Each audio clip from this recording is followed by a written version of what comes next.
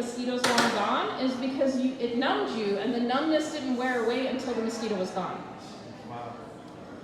There's a few other things in the blood. I see the questions. I'm going to get to you. Okay. One of the other things that it puts in the saliva when it spits into you is an anticoagulant. So if you've ever gotten cut and you form like a scab so you stop bleeding, that is, your body's trying to do that when it's getting poked by the mosquito as well. And so the mosquito saliva actually has a chemical that stops your blood from clotting.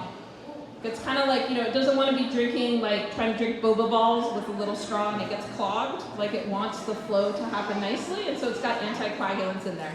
It also has chemicals that dampen down your immune response. So you won't swell, and you won't start itching, and you won't start scabbing, and all of these things won't happen until the mosquito's gone. All of those are in its spit.